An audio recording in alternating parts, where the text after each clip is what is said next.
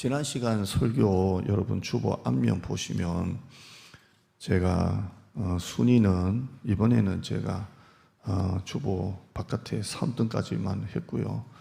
안쪽에 지난 주일 설교 많은 내용 중에 그 결론적인 핵심을 제가 올려드렸습니다.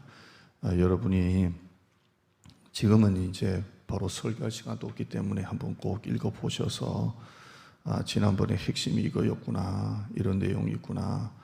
제가 원고 그대로 제가 올려드린 겁니다. 굵은 글씨 뭐 이것도 제가 원고 있는 그대로 올려드렸으니까 제가 전문은 안 올려드려도 여러분이 읽어보시면서 여러분의 믿음에 대해서 다시 한 번 더 한 주 지났지만 돌아보는 시간 되시기를 축원합니다. 제가 라합 설교를 하면서 어떻게 설교를 풀까 하다가 한 절 한 절씩 이렇게 풉니다. 큐티식으로 한 절 한 절씩 풀고, 스피치는 스토리텔링식으로 합니다. 그냥 이야기식으로 여러분이 재밌고 쉽게 들으시라고 그렇게 설교를 하니까 여러분이 편안하게 그렇게 설교를 들었으면 좋겠습니다. 너무 편안하게 듣다가 또 주무시지는 말고 그렇게 좀 재밌게 들었으면 좋겠습니다. 12절 보시죠. 바로 진행하겠습니다. 지난번에 못 들으신 분도 그냥 다 이렇게 내용 아실 거라고 생각하고요. 12절 읽어봅니다. 시작. 그러므로 이제 청하노니 내가 너희를 선대하였은즉. 12절 나와야지. 내게 증표를 내라, 이렇게 합니다. 내가 너희들을 선대한 것처럼, 그 선대가 뭡니까? 숨겨줬다는 겁니다. 내가 너희들을 3대 위의 지붕에 숨겨줘가지고 너희들을 이렇게 보호해줬던 것처럼 그게 선대입니다. 너희도 나중에 우리 집 선대해주라. 내가 너희들을 살려줬던 것처럼 너희도 나중에 우리 성을 무너뜨리려고 올 때 나를 선대해주라, 이렇게 합니다. 여기 이 선대가 헤세드입니다. 제가 이걸 설교를 안 할 수가 없을 것 같아요. 제가 설교집을 여러 권을 놓고 이것도 같이 참조를 하는데요.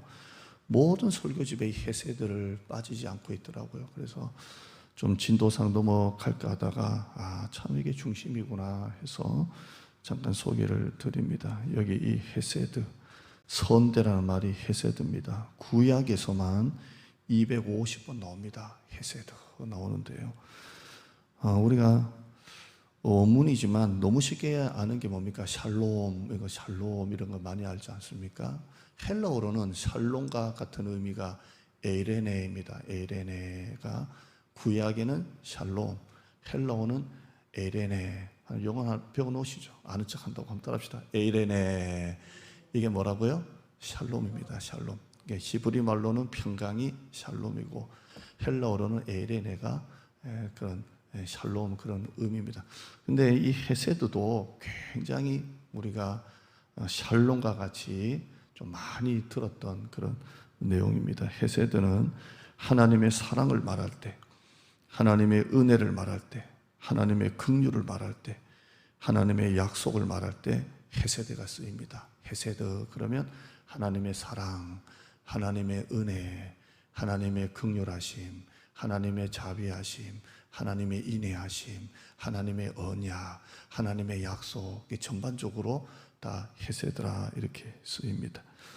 룻기를 보면 룻과 보아스가 나오죠. 성경을 잘 아시면 룻은 여자입니까 남자입니까? 네, 여자고 보아스는 남자죠. 룻과 보아스가 나옵니다. 보아스가 자기 밭에 일하러 온 젊은 과부 룻에게 사랑을 많이 베풉니다. 이 룻은 젊은 과부죠. 과부인데 보아스가 이 룻에게 사랑을 많이 베풀어요. 은혜를 많이 베풉니다. 그 은혜 중에 하나가 뭡니까? 이제 이삭을 줍잖아요. 이삭을 줍는데 일부러 자기 남자 종들에게 시키잖아요. 룻이 지나가는 골목을 잘 아니까 그 길에다가 이삭을 떨어뜨리는데 자연스럽게 떨어뜨리지 말고 그냥 이렇게 자연스럽게 떨어지는 것만 놔두지 말고 일부러 막 흔들어가지고 양껏 마음껏 주워갈 수 있도록 그냥 막 뿌려놓으라 그래요. 그래서 이 룻이 이게 이삭 주로 그냥 이렇게 떨어진 이삭 주로 가는데 이상하게 오늘은 그냥 이삭이 그냥 뭐 무대기로 떨어져 가지고 그걸 이삭을 주고 시어머니한테 가가지고 시어머니, 어머니 오늘은 이삭이 이만큼 주어서 그게 쌀자루 하나입니다. 그렇게 사랑을 많이 베풀어요. 이게 바로 헤세드입니다. 헤세드. 받을 자격이 없는데 그냥 무제한으로 떨어뜨려 주는 겁니다. 이 헤세드의 결정판이 뭡니까? 보아스가 룻을 사랑하는 겁니다. 이게 헤세드의 절정입니다. 룻이 보아스가 너무 고마워서 한 말이 있습니다. 자기를 특별히 사랑해가지고 자기한테는 이삭을 막 뿌려주고 막 좀 보호해주고 보이지 않는 눈으로 막 이런 거 있지 않습니까? 그러니까 너무 고마워서 했던 말이 하나 있습니다. 제가 이 말을 성경 옛날에 읽다가 평생 잊지 못하는 말인데요. 2장 13절 한번 보시죠. 룻기 읽어봐요. 시작. 룻이 이르되 내 주여 내가 당신께 은혜 입기를 원하나이다. 나는 당신의 하녀 중에 하나와도 같지 못하오나 당신이 이 하녀를 위로하시고 마음을 기쁘게 하는 말씀을 하셨나이다. 이건 하나님께 하는 말이 아니라 제가 괄호로 보아스라고 이렇게 써놨죠. 지금 보아스에게 하는 말이에요. 내 주여, 내 주인이여, 어떻게 나에게 이렇게 은혜를 많이 주십니까? 하면서 했던 말이 노란 걸로 뭐라고 되어 있죠? 나는 당신의 하녀 중에 하나와도 같지 못한데 어떻게 나한테 이렇게 특별한 은혜를 주십니까? 였습니다. 제가 나중에 룻기 설교할 때가 있을 건데요. 제가 이거를 큐티하다가 얼마나 울었는지 몰라요. 우리나라에 10만 명의 목회자가 있다고 합니다. 그 많은 목회자 가운데 목회자 중에 하나와도 같지 못한 이 나를 하나님이 특별히 사랑하시는 게 너무 감사한 거예요. 40세에 하나님께서 단독 목회 세우셔서 목회하게 하시고 막 이런 지나온 시간들 믿는 부모님 가정에서 태어나 참 21살 때부터 사역을 시작해서 40살에 참 남들 부목사 나가니 많이 할 때 단독 목회하게 하시고 그리고 또 우리 교회까지 오게 하시고 이런 수많은 제 삶을 제가 알지 않습니까? 10만 명의 목회자 중에 하나와도 같지 못한 나를 하나님이 참 이렇게 특별히 사랑하시는 은혜가 있는 거예요. 이 은혜가 바로 헤세드입니다. 헤세드. 나는 하녀 중에 하나와도 같지 못한다. 이 말이 신약에 가보면 사도 바울이 이 말을 똑같은 말을 합니다. 사도 바울이 무슨 말을 하냐면 디모데전서 1장 15절 말씀 한번 읽어볼까요? 디모데전서 1장 15절 시작. 미쁘다 모든 사람이 받을 만한 이 말이요 그리스도 예수께서 죄인을 구원하시려고 세상에 임하셨다 하였도다. 죄인 중에 내가 개수니라. 이 말입니다. 나는 하녀 중에 하나도 같지 못한다. 이 말은 주님이 죄인을 구원하시려고 이 땅에 오셨는데 그 죄인 중에 죄인이 바로 자기라는 거예요. 하녀 중에 하나도 같지 못한 죄인 중에 죄인이 바로 자기라는 것입니다. 이게 바로 헤세드입니다. 예수님께 나온 병자들, 귀신 들린 자들, 약한 자들 주님이 어떤 마음으로 고쳐주셨습니까? 불쌍히 여기시면서 고쳐주셨어요. 이게 바로 헤세드입니다. 헤세드. 그 사랑 때문에 그 헤세드 때문에 우리가 구원받아 여기 이 자리에 앉아있는 줄 믿습니다.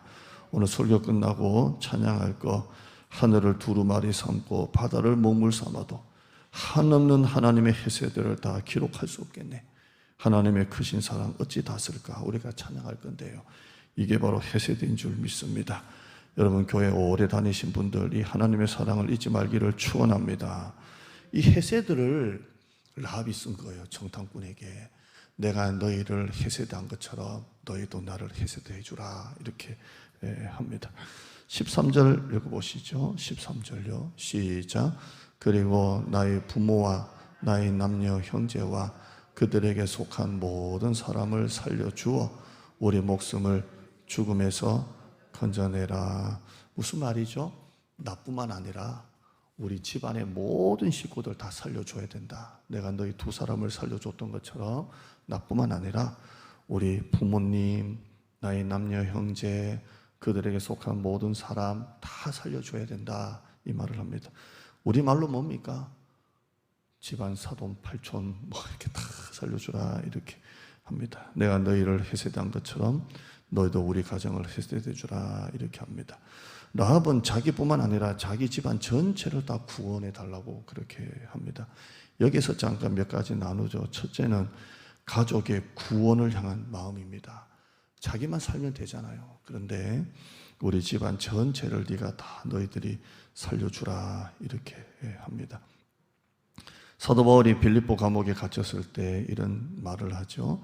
이런 이야기가 있습니다. 사도행전 16장 31절에 이르되 주 예수를 믿으라 그리하면 너와 내 집이 구원을 받으리라. 너뿐만 아니라 어떻게 해요? 내 집 전체가 구원을 받으리라.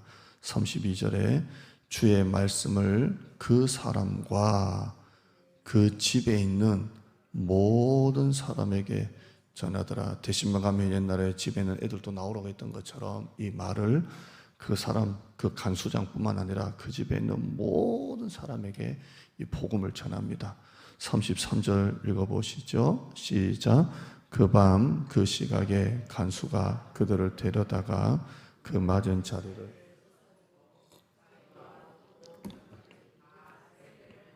그래요. 그날 밤에 역사가 일어납니다. 자기뿐만 아니라 자기 집안 식구 전체가 이 바울에게 세례를 받습니다. 아멘.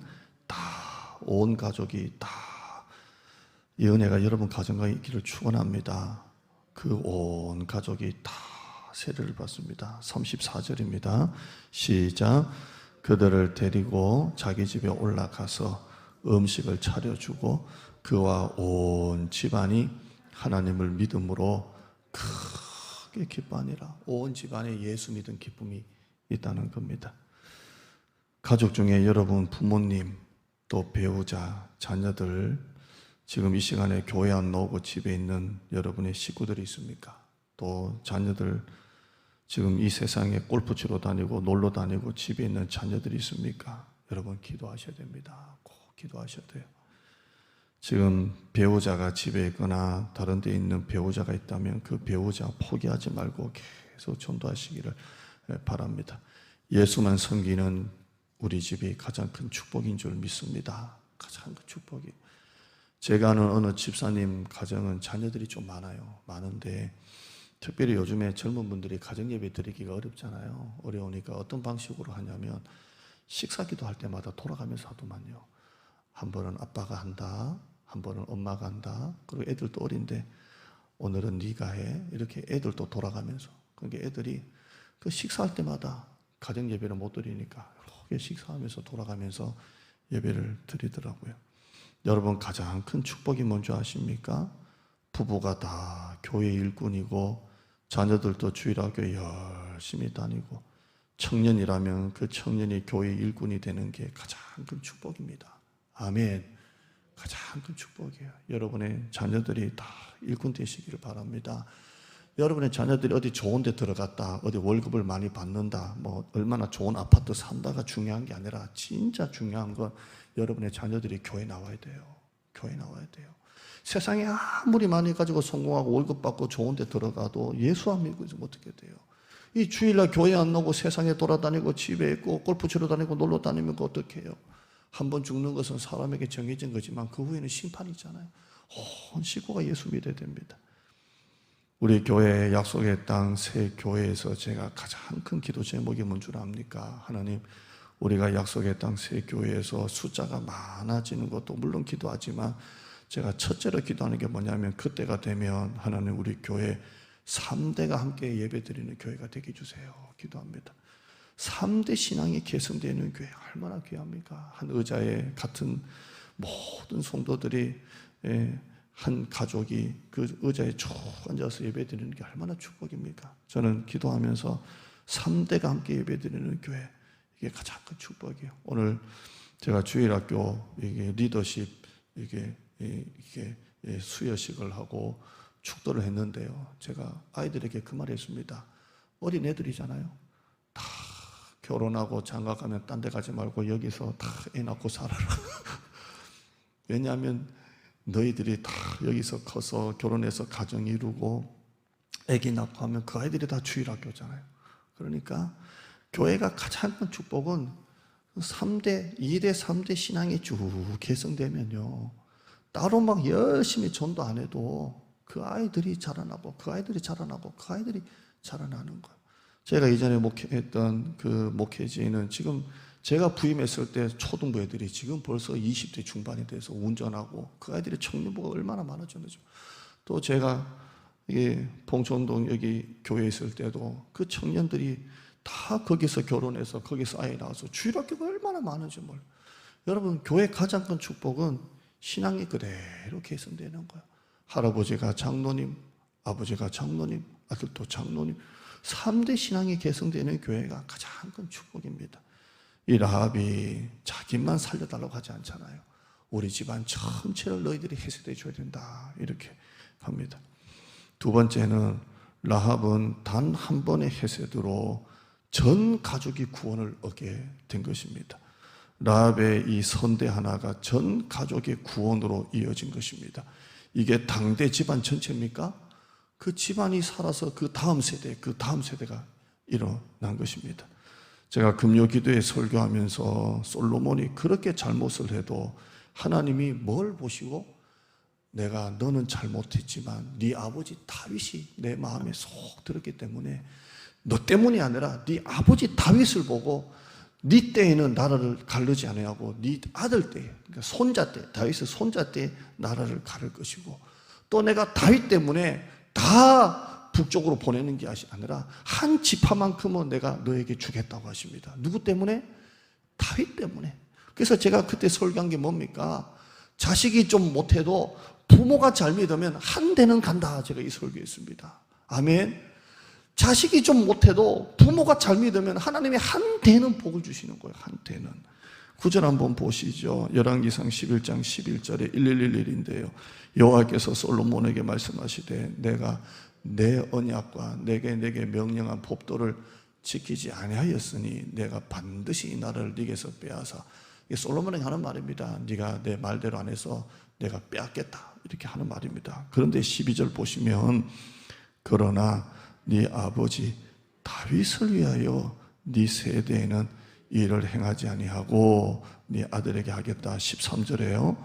오직 내가 이 나라를 다 빼앗지 아니하고 내 종 다윗을 위해서 되었고요. 그 다음에 34절에요. 그러나 내가 택한 내 종 다윗이 내 명령과 내 법도를 지켰으므로 내가 그를 다윗을 위하여 이렇게 되어 있고요.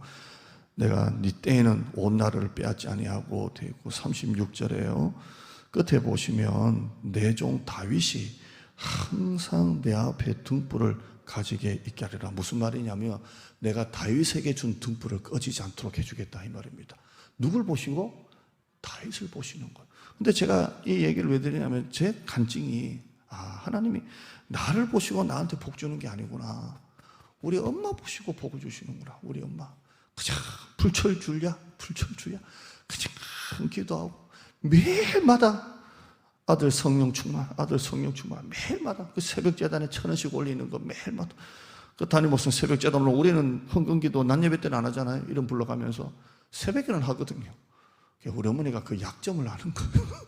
교회가 2,000명이 넘어요. 2,000명이. 지금은 5,000명 되는데 그 큰 교회에 개척 멤버로 들어가셔가지고 평생 새벽 재단에 1,000원, 그때 1,000원, 지금 1,000원, 뭐 물가가 바뀌어도 1,000원, 계속 1,000원. 우리 아들 능력 있는 주의 종 되게 달라고.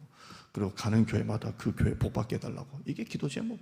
그리고 요람 보내면 우리 어머니 그 요람 하나 달라. 그러면 요람 가지고 그 이름 하나 불러가면서. 제가 한 번씩 어머니한테 가면, 어머니 우리 교회 이렇게 기도할 분이 있어요. 기도해 주세요. 그러면 그 다음에 명절날 가면 괜찮냐, 어떠냐 꼭 잊지 않고 물으세요. 좀 나았냐, 괜찮냐. 그래요. 그래서 제가 우리 어머니 때문에 나는 좀 하녀 중에 하나와도 같지 못한데 우리 어머니 기도 때문에, 우리 아버지는 조금 저것도 신앙이라고 좀 그런 게 있는데, 그래도 주일은 꼭 가시긴 하지만, 우리 어머니, 또 외할머니, 또 증조할머니, 저까지 이 4대로 보고 하나님이 복을 주시는 거예요. 여러분, 내가 잘 믿으면 우리 아이들이 복을 받습니다. 아멘. 내 기도가 우리 자녀에게 흘러가고요, 내 신앙이 우리 자녀에게 다 흘러갑니다. 여러분에게 축복이 있기를 축원합니다. 14절 보시죠. 14절에요. 시작.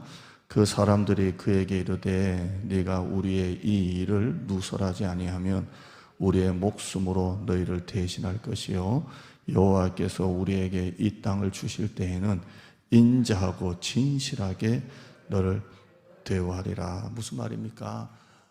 네가 우리를 선대했던 것처럼 나도 너희를 인자하고 진실하게 선대해 주겠다. 같은 선대가 왔다 갔다 하는 겁니다. 지금 이 헤세드가 뭐냐면 화면 한번 보시죠. 하나님의 헤세드, 하나님의 사랑, 은혜, 긍휼, 자비, 하나님의 헤세드에 기초해서 곧 무너질 성에 사는 기생 라합과 곧 그 성을 무너뜨릴 정탐꾼 간의 사랑과 신뢰와 믿음이 서로 간의 헤세드가 이루어지는 겁니다. 이게 공동체 아니에요? 하나님의 사랑이 헤세드에 기초해서 성도들이 서로 간에 믿어주고 사랑해주고 보호해주고 지켜주고, 그게 교회 아닙니까? 아멘. 왜 교회가 싸웁니까? 교회가 아주 못돼서 그래요. 못돼서. 하나님의 헤세드가 교회에 충만하면 교회가 왜 싸웁니까? 성도들이 목사를 좋아해주고 목사는 성도 보고 싶어하고 그러잖아요. 아멘. 여러분, 만나면 좋은 친구 문화방송 우리 만나면 우연이 아니야. 여러분, 이렇게 만나니까 얼마나 좋아요. 평일을 못 만나다가 주일을 만나니까 저는 너무 행복하고 주일이 기다려지고, 이게 헤세드 아니에요?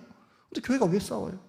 목사를 미워하고 목사를 불편해하고 길에서 만나면 서로 막 피하기 바쁘고. 왜 그래요? 만나면 좋은 친구 얼마나 보고 싶었어요. 오늘 우리 1호 형제가 수원에 이사가고 왔잖아요. 얼마나 반가웠지. 그래서 제가 내 방으로 데리고 가서 커피 주면서 막 얘기하는데 우리 사모가 들어오더니 막 어머 이러 눈물이 막 돼가지고 막 이러고 있고 막 얼마나 반가워요. 반가워서 커피 마시고 이러 나갔는데 찬양한다고. 또 낙주 형제가 왔다는 거예요. 낙주 형제가. 왜냐하면 밑에 센서 등이 고장이 났는데 나도 못 고치고 부목사도 못 고치고, 그래서 우리 부목사님 보고 얼굴은 다 고칠 것 같은데 참 맞는 것 같은데 그래서 낙주 형제 오라고 좀 부탁하라. 그래서 낙주 형제가 이렇게 왔는데 또 얼마나 반가워하고 있다니까. 그래서 또 커피 한잔 하자 해서 마시는데, 이 헤세드 아니에요? 헤세드? 여러분, 교회가 뭐예요? 얼마나 크게 부흥하고 숫자가 많아지고 얼마나 사역을 많이 하고 있지만 에베소 교회는 하나님이 첫사랑 잃어버렸다 그랬잖아요. 교회가 그냥 사람으로 하나가 되고 장로님, 권사님, 집사님, 목사님, 이게 헤세드 아니에요? 아멘. 공동체는 그 다음 화면 보실까요? 공동체는 하나님의 헤세드 안에서 성도 간의 헤세드로 이루어진 것입니다. 하나님의 헤세드에 다 기초하는 겁니다. 말씀 몇 개 보시죠. 에베소서 4장 32절에 서로 친절하게 하며 불쌍히 여기고 서로 용서하기를 하나님의 그리스도 안에서 너희를 용서하심 같이 하라. 헤세드예요. 서로 불쌍히 여기고 서로 친절하게 하고 서로 용서하고. 세상 사람은 술 한잔 먹으면 다 푼다면서요. 근데 교회는 10년 외수고 20년 외수고. 왜 그렇게 살아요? 왜 그렇게? 그냥 사랑으로 풀면 되죠. 내가 먼저 손 내밀지 못하고 내가 먼저 용서하지 못하고. 왜 그래요? 교회 안에서 하나님의 사랑으로 어차피 천국 가면 만나야 되는데. 아멘. 빌립보서 2장 3절에 아무 일에든지 다툼이나 허용으로 하지 말고 오직 겸손한 마음으로 각각 자기보다 남을 낮게 여기고 겸손하게 남을 나보다 더 존귀하게 낮게 여기라는 겁니다. 24절에 히브리서 서로 돌아보아 사랑과 선행을 격려하고, 세 번역은 이렇게 돼 있죠. 그리고 서로 마음을 써서 사랑과 선한 일을 하도록 격려합시다. 지난번에 봤듯이 데살로니가서 5장 14절에 마음이 약한 자들을 격려하고 힘이 없는 자들을 붙들어주며 모든 사람에게 오래 참으라. 이게 헤세드입니다. 지난번에 우리 선교사님 한번 모르셔서 그러더만요. 교회 성도들이 제일 잘하는 거짓말이 기도하겠습니다 하대요. 그래서 저런 소리 왜 하나? 아니, 기도해 주겠다고 하는 게 왜 거짓말이에요? 한국 사람 제일 많이 하는 거짓말은 뭔지 아세요? 그래, 나중에 밥 한번 먹자. 꼭 끊을 때 좀 못 적으면 이제 그걸로 이제 마무리 하잖아요. 만나서 밥은 뭘 먹어. 근데 마무리 하듯이 성도들이 만나면 기도해 줄게요. 그 거짓말을 하는데 나는 아닌 것 같아요. 여러분, 우리 교회는 기도해 주겠습니다라는 말이 거짓말이 아니기를 축원합니다. 정말 기도해 주겠다고 하면 한 주 내내 그 마음을 품고, 하나님 얼마나 안 됐습니까? 하나님 도와주세요. 축복해 주세요. 그게 바로 헤세드입니다. 할렐루야. 14절요. 14절. 자, 정탐꾼의 라합의 말에 다 우리도 해주겠다 해놓고 몇 가지 조건을 말합니다. 14절 보시면 여러분 성경 보세요. 누구에게도 누설하지 말아라. 첫째 조건입니다. 누구에도 말하지 말아라. 아무에게도 이 사실을, 이 일을 누설하지 말아라. 아무리 가깝고 친해도 말하지 말아라. 이고요. 18절요. 두 번째 조건입니다. 18절에 시작. 우리가 이 땅에 들어올 때에 우리를 달아내린 창문에 이 붉은 줄을 매고 네 부모와 형제와 네 아버지의 가족을 다 네 집에 모으라. 두 번째 조건이 뭡니까? 우리가 나갈 때 그렇게 나갔던 것처럼 붉은 줄을 이렇게 창문에다가 거쳐놔라. 그래야 표시가 나잖아요. 나중에 보면 우리 어느 집인가, 이 집인가, 저 집인가 할 수 있으니까 이렇게 달아내려라 이렇게 합니다. 라합이 자기 집에서 청탄꾼을 나중에 탈출시켰대고 이렇게 탈출을 시키죠. 15절 보시면 라합이 그들을 창문에서 줄로 달아내리니 그의 집에 성벽 위에 있으므로 그가 그의 성벽 위에 거주하였더라. 이게 여러분 여리고성을 알아야 돼요. 여리고성은 외벽이 있고 내벽이 있어요. 외벽과 내벽 사이는 뭐 5m, 6m 이렇게 보더라고요. 그럼 5m, 6m 사이로 외벽이 있고 내벽이 있는데 이 사이를 흙으로 이렇게 돌로 이렇게 채웠어요. 그러면 이 성 하나가 이렇게 되니까 막힌 게 뚫린 게 아니라 막혔잖아요. 그러니까 그 위에다가 성 5m, 6m 외벽, 내벽 요 성 위에다가 집을 짓는 거예요. 집을. 요 성벽 위에 라합의 집이 있는 거예요. 그러니까 라합이 자기 집에다가 창문에 줄을 내다리며 그대로 성벽 밖으로 나가는 거예요. 이해되시죠? 이렇게 설명하는데도 주무시면 안 돼요. 얼마나 쉽게 해요. 제가 주일교 유치부 때끼리 설교를 쉽게 한다고요. 외벽과 내벽 사이에 흙이 있어서 여기다가 줄을 달아내면 벽으로 나갈 수가 있는 거예요. 그러니까 우리를 그렇게 달아내렸던 것처럼 우리가 올 때 너희 집의 창문에다가 줄을 내달아라. 그 집에 하나 있어요? 성벽 줄이 쭉 있겠죠. 부산에 가보면 전부 다 계단 위에 집이 있는 것처럼 해라 이렇게 합니다. 자, 세 번째 조건이 있습니다. 18절요.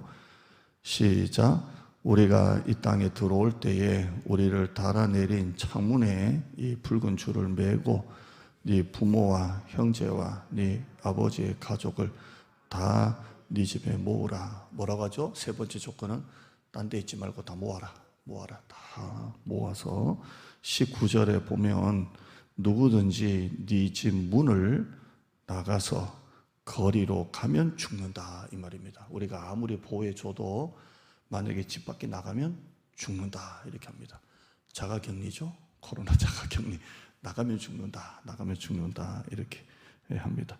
네 번째는 피에 대해서 말하죠. 피. 19절 다시 보시면 그의 피가 나가면 머리 위로 돌아갈 것이요 나중에 뒤에 보시면 피가 우리의 머리 위로 도리로 돌아오겠다 이렇게 합니다. 자, 한번 보시죠. 붉은 줄, 붉은색, 피.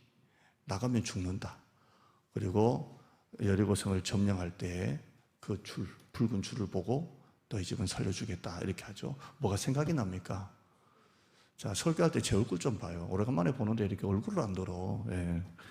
얼굴 들 때까지는 설교 안 할 거예요. 자, 예. 얼마나 오래간만에 머리 뒤통수만 보고 있으니까, 청순만 보고 있으니까 그래요 마음이.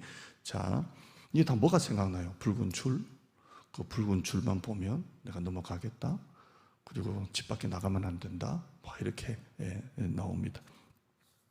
자, 질문 하나 하죠. 정탐꾼이 라합의 집에서 빠져나와 도망칠 때 줄을 매다는 그 줄하고 여리고성을 무너뜨릴 때 이제 라합이 자기 집에 이렇게 붉은 줄을 내달잖아요. 이 줄이 같은 줄일까요? 다른 줄일까요? 자, 도망칠 때 이제 그 달고 두 명이 빠져나왔잖아요. 그 줄과 이제 그들이 점령할 때 줄은 같은 걸까요? 다른 걸까요? 아니, 여러분이 자꾸 이제 설교 좀 환기시키려고 다른 줄입니다. 원문에도 다르게 되어 있고요. 다른 줄입니다. 다른 줄. 하워드라는 신학자는 이렇게 말합니다. 성경을 이해하는 예표론적 접근이다 이렇게 되어 있는데요. 이 줄이 붉은 줄로 가지 않습니까? 그렇다면 이 붉은 줄은 무엇을 예표합니까? 제가 다 설명드렸죠. 그 피를 보면 넘어가고 집 밖에 나가면 안 되고 6월절 어린 양의 예수님의 피입니다. 애굽왕 바로가 이스라엘 백성들을 보내주겠다 해놓고 자꾸 마음을 바꾸잖아요. 그래서 마지막 10번째 내린 재앙이 뭡니까? 장자가 죽는 재앙입니다. 그런데 하나님이 모세를 통해서 이스라엘 백성들은 보호하시는 거예요. 그 보호가 뭡니까? 어린 여호와의 천사가 칼을 빼어들고 갈 때에 어린 양을 집에다가 14일 동안 묶어놨다가 그리고 그 피를 발라가지고 집에다가 탁 대문에다가 문수업조에다가 그 피를 바르면 여호와의 천사가 칼을 빼어들고 가다가 그 피를 보고 넘어가겠다는 거예요. 그 집에 도둑놈이 살든 사기꾼이 살든 살인범이 살든 강간범이 살든 상관없이 그 집에 있는 사람을 보고 넘어가는 게 아니라 그 집 밖에 발리 뭘 보고? 피를 보고 넘어가겠다는 겁니다. 자, 라합의 집에 누가 있든지 간에 이 이스라엘 백성들이 그 땅을 무너뜨릴 때 뭘 보고 넘어간다고요? 붉은 줄을 보고 살려주겠다는 겁니다. 그 집에 공로나 의나 행위를 보는 게 아니라 그 붉은 줄을 보고 6월절 날 그 어린 양의 피를 보고 그냥 지나간 것입니다. 하나님은 우리의 행위나 공로를 보고 어렵다 하지 아니하시고 우리의 믿음을 보시는 겁니다. 로마서 3장 28절에 그러므로 사람이 의롭다 하심을 얻는 것은 율법의 행위에 있지 아니하고 믿음으로 되는 줄 우리가 인정하노라. 이 갈라디아서 2장 16, 좀 어려운 말인데요. 제가 그냥 우리 개정으로 그대로 읽어봅니다. 같이 읽어볼까요? 시작. 사람이 의롭게 되는 것은 율법의 행위로 말미암음이 아니요 오직 예수 그리스도를 믿음으로 말미암는 줄 알므로 우리도 그리스도 예수를 믿나니 이는 우리가 율법의 행위로서가 아니라 그리스도를 믿음으로써 의롭다함을 얻으려 함이라. 율법의 행위로서는 의롭다함을 얻을 육체가 없느니라. 믿음으로 의롭다함을 얻는 것입니다. 바로 라합이 다른 붉은 줄이 예수님의 피를 상징하는 것입니다. 아멘. 상징하는 겁니다. 자, 이제 설교를 좀 마무리하면서 오늘 제목을 한번 접근하시죠. 정탐꾼을 이제 만나고 정탐꾼이 도망을 쳤잖아요. 라합이 어떻게 살았을 것 같아요? 자, 이제 갔어요. 라합이 어떻게 살았을까요? 오늘 이게 여러분 마지막 질문하고 이 설교 결론 핵심으로 갈게요. 정탐꾼을 만나고 난 다음에 원래부터 했던 여리고성 기생으로 살았을까요? 아니면 정탐꾼을 보내주고 난 다음에 그의 인생이 기생으로 살았던 몸을 팔고 술을 팔던 그 인생을 그대로 살았을까요? 그 인생이 바뀌었을 것 같아요. 어땠을 것 같아요? 이건 성경에 없는 얘기예요. 요한복음 8장에 주님께서 가늠한 여자에게 나도 너를 정죄하지 않으니 가서 다시는 죄를 범하지 말라 그랬을 때 이 여자가 죄를 지었을까요? 안 지었을까요? 라는 그런 맥락이 있을 수도 있어요. 자, 정탐꾼이 내려갔어요. 자, 이제 이 여자는 붉은 줄만 달면 돼요, 이제. 그러면 이 여자는 옛날같이 똑같이 어제와 똑같이 남자를 몸을 팔아서 수입을 얻고 술을 팔며 살았을까요? 아니면 그 인생이 바뀌었을 것 같아요. 여리고성 사람으로 살았을까요? 이스라엘 백성으로 살았을까요? 백성처럼 살았을까요? 여리고성 안에도 얼마나 많은 우상들이 있었겠습니까? 라합이 상천하지의 하나님이라고 고백했으면서도 여전히 우상을 믿으며 기생하면서 몸을 팔면서 그렇게 살았을까요? 그 답이 어디에 있을까요? 21절입니다. 21절 보시면 21절요. 시작. 라합이 이르되 너의 말대로 할 것이라 하고 그들을 보내어 가게 하고 붉은 줄을 창문에 매니라.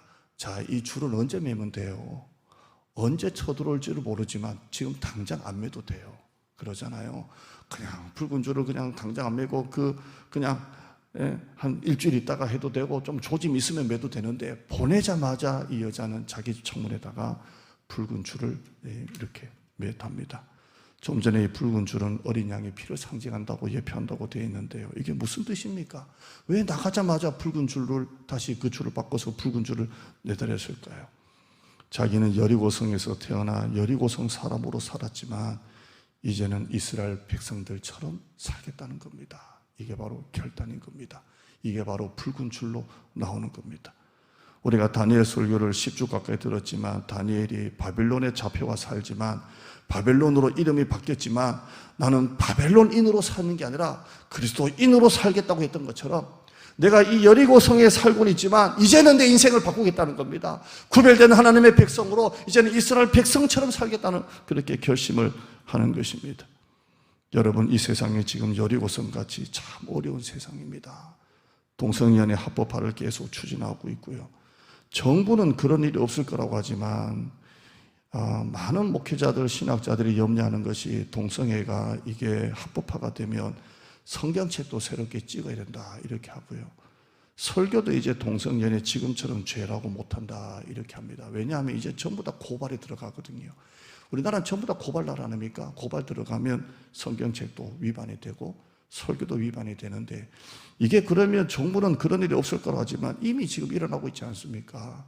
정통 우리 총신신학교 교수가 동성애 죄라고 했다가 해임되고서 겨우 복직하고, 기독교 방송에서 이 일을 가지고 죄라고 했다가 징계되고, 이 시대가 점점 보수적인 기독교 가치관과 세계관이 무너지고 있습니다. 우리는 지금 여리고성에 살고 있는 것 같아요. 시대가 여리고성이구나. 문화가 너무 악해지고 사람들은 맛집에는 줄을 서도 교회는 지금 안 나오고 있지 않습니까? 이런 악한 시대에 여러분 잘 분별하셔야 돼요. 여러분의 집에 붉은 줄 내셔야 돼요. 이제 여리고성에 살고는 있지만 이 세상이 여리고성이에요. 그런 세상 속에서 그리스도인으로 살아야 돼요. 프랑스 신학자 자크 앨룰이 그랬어요. 우리는 세상 속의 그리스도인이라고 그랬어요. 장사를 해도 세상인처럼 장사하지 말고 그리스도인의 가치관을 가지고 장사하시는 거예요. 여러분이 회사를 경영해도 내가 세상인으로 장사해서 돈을 남기는 게 아니라 회사를 경영해도 내가 그리스도인으로서 그 회사를 경영하는 거예요. 따르시겠습니다. 예수님이라면 어떻게 하실까? 여러분의 모든 관점을 예수님이면 어떻게 하실까로 보는 거예요. 그렇게 해서 여러분이 여리고성에 살고 있지만 이스라엘 백성처럼 여러분이 사시기를 축원합니다. 여러분 어디에다가 여러분의 믿음을 뺏기고 살고 있습니까? 예수님은 인자가 세상에 올 때 믿음을 보시겠다고 했습니다. 너무 교회가 다 이렇게 약해져 있습니다. 저는 단순히 온라인으로 해서 교회 사람이 몇 명 나오냐 안 나오냐가 아니라 교회 체질이 다 지금 약해져 있었습니다. 여러분 이때 여러분의 가정에 붉은 줄을 내세요. 나는 구별된 하나님의 백성이다. 우리가 국경일날 태극기를 거는 것처럼 여러분의 가정에 붉은 줄을 내시고 이 시대를 내가 분별해서 하나님의 뜻이 무엇인지 내가 분별하는 삶을 살겠다. 여러분이 결단할 수 있기를 바랍니다. 여리고성 사람인데 우리는 그리스도인입니다. 로마서 12장 2절에 너희는 이 세대를 본받지 말고 오직 마음을 새롭게 함으로 변화를 받아 하나님의 선하시고 기뻐하시고 온전하신 뜻이 무엇인지 분별하도록 하라. 오늘부터 여러분의 가정에 영적인 붉은 줄을 내시고 믿음으로 말씀으로 사는 구별된 하나님의 백성 되기를 축원합니다.